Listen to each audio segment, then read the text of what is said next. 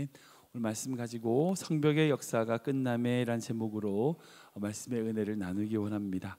우리 토요일의 새벽에 느헤미야 말씀으로 계속 은혜를 나누고 있습니다. 방금 읽은 말씀처럼 드디어 예루살렘 성벽의 공사가 완료되었습니다. 지난 두 번에 걸쳐서 6장에서 예루살렘 성벽 공사를 방해하는 세력들의 공격이 있었다. 그것에 대해서 살펴보았죠. 그 공격은 총 세 가지였습니다. 첫 번째는 산발락과 도비아가 느헤미야에게 화친, 우리 대화하자, 그걸 제안함으로 말미암아 오라 광야로 그 느헤미야를 불러오죠. 예루살렘 성을 나오게 하려고 하는 겁니다. 그 목적은 느헤미야를 그 오라 광야에 불러서 죽이려는 계획이었죠. 그러나 느헤미야는 그 제안을 단호히 거절합니다. 그 이유는 한 가지입니다. 자신이 지금 해야 될 더 중요한 일이 있다는 거예요. 우선순위가 아니라는 겁니다. 그런 건. 그래서 두 번째, 여러 차례 편지 보내다가 안 되니까, 나오라고 해도 안 나오니까 산발렛이 느헤미야가 아닥스다 왕을 배반하고 왕이 되려 한다는 모함의 편지를 퍼뜨립니다. 그 편지를 봉하지도 않은 채 사람들에게 돌려보내므로 말미암아 느헤미야 마음을 두렵게 만들죠. 반란을 일으킨다는데 안 두렵겠어요? 멈춰야 되겠죠. 근데 느헤미야는 자기가 해야 되는 일에 대한 명확한 명분과 확신을 가지고 그런 소문, 그런 이야기에 전혀 미동도 하지 않습니다. 그리고 기도해요. 하나님, 내 손에 힘 있게 하옵소서. 하나님께 기도하고 있습니다. 안 먹히는 거예요. 그래서 마지막으로 이 산발락과 도비아는요, 제사장 가문의 한 사람이었던 스마야를 통해서 느헤미야에게 거짓 정보를 줍니다. 오늘 밤에 너를 죽이러 올 거야. 빨리 성전으로, 즉 지성소로 피해야 된다. 이건요, 그 이스라엘 백성들에게 느헤미야가 하나님의 율법을 무시한다, 어긴다는 것을 알리고, 그래서 사람들을 내부에서 동요하게 만들려는 계략이었습니다. 그런 계략에 느헤미야는요, 어떤 공격에도 하나님만을 붙들고 하나님이 주신 사명을 이뤄내는 것을 볼 수 있어요. 여러분, 이 세 번째 공격은요, 지금 우리 그리스도인에게 모두가 받는 공격입니다. 야, 너 안전을 위해서 좀 말씀 좀 어기면 어때? 그 정도는 괜찮어. 야, 지금 말씀대로 조금 안 살고 말씀보다 세상의 방법대로 조금 사는 거 괜찮어. 느헤미야가 그 이야기에 어떻게 대답할까요? 이렇게 대답합니다. 11절 말씀 볼까요? 같이 읽겠습니다. 시작. 내가 이르기를 나 같은 자가 어찌 도망하며 나 같은 몸이면 누가 외소에 들어가서 생명을 보존하겠느냐. 나는 들어가지 않겠노라. 아멘. 여기 뭐라고 얘기해요? 나 같은 자가, 나 같은 몸이. 이건요, 두 가지를 의미하는 거예요. 첫 번째는 내가 지금 이곳에서 해야 될 사명, 하나님의 의를 읽다는 거예요. 또한 제사장도 아니고 그저 죄인에 불과한 내가 그 외소, 즉 지성소에 어떻게 들어가냐는 거예요. 난 못 들어간다는 겁니다. 한마디로 하나님 앞에서 내가 어떤 존재인지, 내가 어떤 자인지 아는 거예요. 그걸 알 때 우리는 세상의 유혹을 이길 수 있습니다. 이게 중요한 핵심이에요. 저는 우리 모든 성도님들이 믿음 안에서 내가 하나님 안에서 어떤 자인지, 내가 어떤 존재인지 깨닫는 은혜가 있기를 주님을 축원합니다. 여러분, 그걸 깨달아야, 그걸 알아야 우리는 말씀대로 살 수 있어요. 결국 그런 은혜로 말미암아 그런 공격에도 불구하고 하나님의 놀라운 역사를 이루게 됩니다. 우리 15절 말씀을 다시 읽어볼까요? 같이 읽겠습니다. 시작. 성벽 역사가 52일 만인 엘룰월 25일에 끝남에 우리의 모든 대적과 주위에 있는 이방 족속들이 이를 듣고 다 두려워하여 크게 낙담하였으니 그들이 우리 하나님께서 이 역사를 이루신 것을 알미니라. 아멘. 여러분이 주목할 것이 뭐냐면, 하나님께서 이 역사를 이루신 것을 안 것이 누구예요? 이스라엘 백성입니까? 아니에요. 그 이스라엘 백성들에게로 하여금 예루살렘 성을 회복하지 못하도록 방해했던 자들이 다, 야, 이건 하나님이 하신 거야, 인정할 수밖에 없다는 거예요. 여러분, 그게 진짜 놀라운 전도가 아닐까요? 이게 은혜가 아닐까요? 내가 말씀대로 살고 하나님의 뜻 가운데 열심히 주어진 일을 해냈을 때에 내가 인정하는 게 아니라 나를 보고 있는 이방자들, 믿지 않는 자들이, 야, 저건 하나님이 하신 거야, 하나님께서 이루신 거야. 여러분, 우리가 그것을 보여주는 자가 되어야 되는 거죠. 여러분, 느헤미야가 이 예루살렘에 도착한 지 52일 만에, 시작한 지 52일 만에 이 성벽의 모든 보수 공사가 끝이 났습니다. 역사 자료를 보면 예루살렘 성은요, BC 586년에 바벨론의 군대에 의하여 철저히 무너졌습니다.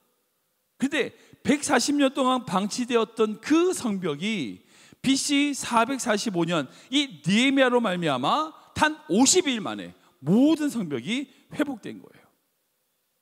자료를 찾아보니까 예루살렘 성의 둘레가 약 6.5km예요. 사진을 보여주시면 이렇게 돼 있는데, 이렇게 이게 자료가 이렇게 돼 있더라고요. 여기 짙은 색에 보이는 것이 바로 느헤미야가 회복시켰던 그 스룹바벨의 성입니다.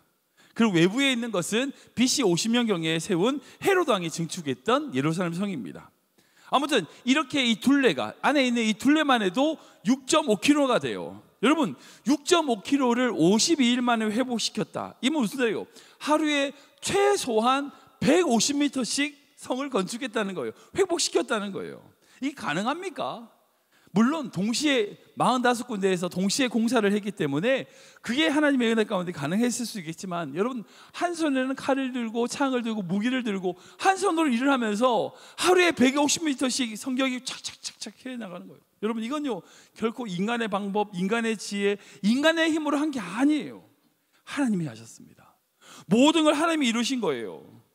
그러게 그 역사를 보고 이스라엘 백성들이 아니라 그를 대적했던 자들이, 야, 저건 하나님이 하셨어. 저는 우리 모든 성도님들이 이런 믿음의 자세, 이 중요한 믿음의 자세를 가지길 축원합니다. 우리가 주님의 일을 위하여 열심히 우리에게 주어진 하루하루를 최선을 다해 살아가면 결국 여러분, 하나님께서 그 모든 것을 이루실 것입니다. 이루실 것입니다. 그리고 그 이룬 것을 통하여, 우리의 삶을 통하여 우리를 바라보고 있는 자들, 우리를 보고 있는 자들이 살아계신 하나님을 증언하게 될 거예요. 여러분, 그것이 바로 그리스도의 진짜 모습인 거죠. 분명 사단은요, 느헤미야로 하여금, 대적자들은 느헤미야로 하여금 두려워하도록 여러 가지 방법을 시도했었어요. 근데 결국 맨 마지막에 두려워하는 대상은 누굽니까? 그대 대적이에요. 그대의 대적이에요. 이거 잘 기억해야 돼요. 그저 우리는 두려워하지 말고 그저 하나님의 뜻 안에서 하루하루 살아가기만 하면, 그 사명을 이루면 결국 두려워하는 자들은 누가 돼요? 사단마귀가 되는 거죠. 여러분, 그게 주님이 기뻐하시는 삶입니다. 여러분, 근데 참 놀라운 거는 이 느헤미야가 그 모든 역사를 이루고 나서 고백한 것이, 너희 대적들도 이 모든 것이 하나님이 하셨다는 것을 선언하게 된 거다, 하나님이 하셨다고 선언하고 있는 것을 볼 수 있어요. 어제 제가 금요 예배 때 말씀을 나누면서 엘리야의 모습에서 겸손한 모습을 말씀을 나눴습니다. 열왕기상 18장에 보면 엘리야가 바알과 아세라 선지자 850명과 대결하여 놀라운 승리를 이루죠. 그리고 그 이후에 엘리야가 어떻게 합니까? 갈멜산 꼭대기로 올라가가지고요, 무릎을 꿇고 무릎 사이에 얼굴을 묻고 하나님께 기도하는 모습을 볼 수 있어요. 여러분, 그 갈멜산의 전투는요 정말 대단한 승리입니다. 어느 누구도 할 수 없는 놀라운 역사였어요. 하늘에서 불이 내려가지고 그 도랑을 다 태우고 그곳에 있는 모든 선지자, 이방 선지자, 악한 선지자들 다 목을 쳐서 죽이고, 정말 하나님의 놀라운 승리를 볼 수 있는 현장이었습니다. 근데 그런 놀라운 역사를 이루고 난 다음에 엘리야는 어떻게 해요? 철저히 하나님 앞에 엎드립니다. 다음 사역을 위하여 철저히 기도하며 하나님께 모든 걸 맡겨드려요. 오늘 느헤미야도 마찬가지입니다. 수상궁에서 출발해서 예루살렘에 와가지고 예루살렘 성을 회복시키는 그 모든, 여러분 솔직히 느헤미야가 다 했어요. 다 했죠. 대부분 중요한 역할을 느헤미야가 다 한 겁니다. 느헤미야가 감당했다고 해도 과언이 아니에요. 재료부터 해가지고 다 가져와서 그렇게 지었잖아요. 근데 그럼에도 불구하고 느헤미야가 어떻게 고백합니까? 그 모든 역사가 하나님을 통하여 이루어졌다 고백하고 있어요. 이게 진짜 멋있는 모습이 아닐까요? 우리가 이런 모습이 되어야 될 것 같습니다. 우리의 삶에 최선을 다하여 하나님께 영광을 돌린다는 것은요, 그곳에서 내가 좀 한 거 자랑하고 내가 이만큼 했지 떠벌리고, 여러분 그게 아니라 자랑하거나 나타내지 않고 오직 하나님께 영광을 돌리는 정말 진정한 성숙된 모습, 그게 진짜 우리가 바라봐야 될 모습일 줄 믿습니다. 그런데 이렇게 하나님의 영광을 돌리고 있는 느헤미야에 반해서 그 느헤미야가 이루고자 했던 예루살렘 성 회복을 방해했던 대적들의 전모가 드러납니다. 충격적인 건요, 그 지금까지 그 느헤미야를 방해했던 산발랏, 도비야, 게셈, 그들이 어떻게 방해할 수 있었는지에 대한 이유를 알게 돼요. 우리 17, 18절 말씀 볼까요? 같이 읽겠습니다. 시작. 또한 그때에 유다의 귀족들이 여러 번 도비아에게 편지하였고 도비아의 편지도 그들에게 이르렀으니 도비아는 아라의 아들 스가냐의 사위가 되었고 도비아의 아들 여호하난도 베레갸의 아들 무술람의 딸을 아내로 맞이하였으므로 유다에서 그와 동맹한 자가 많음이라. 아멘하기 그러네요. 즉 예루살렘 성을 회복하는 그 사업, 그 놀라운 사역에 있어서 방해할 수 있었던 여러 가지 이유를 보니까 그 예루살렘 성 안에 있었던 여러 가지 정보를 내통한 자가 있었다는 거예요. 알려준 사람이 있었다는 거예요. 누구예요? 바로 유다의 귀족들이었어요. 그 귀족들은요, 예루살렘 성이 어떻게 진행되는지 도비아에게 여러 차례 편지를 했고 그 편지를 통해서 예루살렘 성의 어떤 상황들을 전달해 준 거죠. 그 이유가 뭐냐? 그 도비아가 예루살렘 귀족들과 사위, 결혼 관계로, 혼인 관계로 동맹을 맺고 있었기 때문이라는 거예요. 근데 여기서 더 충격적인 게 있어요. 그 대적 도비아의 아들의 이름이 뭐라고 되어 있냐면 18절 말씀 띄워주시겠어요? 18절 말씀 보면 그 도비아의 아들의 이름이 뭐냐? 바로 여호하난이에요. 세 번째 줄에 도비아의 아들 여호하난이라고 되어 있는데, 여러분 이 여호하난이라는 뜻이 뭔지 아세요? 여호하난은요, 그 뜻이 여호와는 은혜로우시다는 뜻이에요. 놀랍지 않으십니까? 여기 나온 도비아가 누구예요?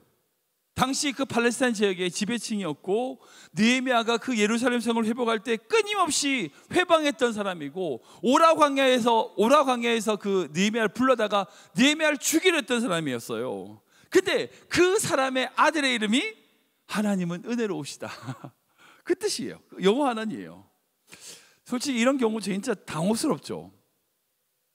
같은 교회 안에 같은 공동체라고 생각했는데, 같은 그리스도인이라고 생각했는데, 전우라고 생각했던 사람이 오히려 하나님의 일을 방해하는 사람들이었다는 거죠. 이렇게 본다면요, 우리는 절대 사람을 믿으면 안 돼요. 하나님을 믿어야 돼요. 우리가 원하는 것, 우리가 기억하는 것, 우리가 생각하는 것에 매여서 하다 보면 어느 순간 우리도 도배아가 될 수 있다는 거예요. 반대로 또한 여러분, 자식의 이름을 여호와는 은혜로우시다라고 지을 만큼 하나님을 사랑하던 사람이었었어요. 도비아는요. 아니 뭐 정치적인 이유로 그렇게 지을 수도 있겠지만, 그런데 그의 삶을 보면 결국 자기의 욕심에 충실한 자였어요.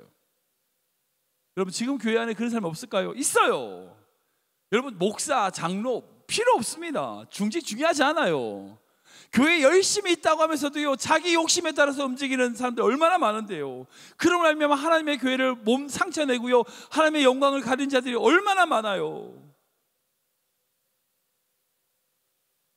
우리가 혹시 도비아처럼 그런 모습으로 하나님을 위하여 살아간다고 하면서 혹시 내 욕심과 내 마음으로 살아가고 있지 않은지 우리 스스로를 점검해 봐야 되는 거예요. 말씀 정리하겠습니다. 느헤미야는요, 하나님이 주시는 이 사명을 지금 완수하고 있습니다. 정말 완수했습니다. 52일이라는 짧은 기간에 느헤미야는요, 하나님이 주시는 힘으로, 하나님이 주시는 능력으로 그 성을 회복시켰어요. 여러분, 진짜 대단하지 않아요? 진짜 느헤미야 대단한 것 같아요. 근데 느헤미야는 그 모든 것이 자기로 인하여서 이루어졌다고 자랑하지 않고 있습니다. 오직 하나님께서 하셨습니다. 하나님이 이루셨습니다. 여러분, 우리가 그런 성도 돼야 되겠죠. 그리고 기억해야 될 것은요, 함께 신앙생활하고 함께 한 공동체 안에 있고 함께 주님을 위하여 사역한다라고 하는 사람 있어도요, 기억해야 됩니다. 우리가 믿으면 안 돼요. 하나님은 은혜로우시다라는 뜻을 가진 자녀를 둔 그 도비아가 바로 그런 사람이었어요. 우리 또한 그런 사람이 될 수 있습니다. 그래서 항상 우리는 스스로 경계하고 깨어있고요, 스스로를 돌아봐야 돼요. 살펴야 됩니다. 여러분, 사실 예루살렘 성을 회복하는 것이라고 한다면 사실 느헤미야서는 6장으로 끝나면 됩니다. 근데 여기서 끝나는 게 아니에요. 끝나지 않습니다. 7장부터는 느헤미야가 이스라엘 백성들과 함께 보이는 예루살렘 성이 아니라 보이지 않는 예루살렘 성, 즉 그들의 신앙, 그들의 믿음, 그리고 그들이 하나님을 예배하는 예배 유월절을 회복하는 모습을 보게 돼요. 어찌 보면요, 보이는 예루살렘 성을 회복하는 것보다 보이지 않는 그 예루살렘 성을 회복하는 것이 더 중요할 수 있습니다. 느헤미야는 지금 총독으로서 그 예루살렘에서 보이는 예루살렘 성을 회복한 이후에 보이지 않는 예루살렘 성을 회복하는 모습, 그 다음 단계로 나아가는 것을 볼 수 있어요. 지금 우리에게 주신 사명에 대하여 최선을 다해 이루고 날마다 우리 삶에 보이는 것뿐 아니라 보이지 않는 예루살렘 성을 날마다 회복해 나가는 귀한 믿음의 성도 되시기를 주님의 이름으로 축원합니다.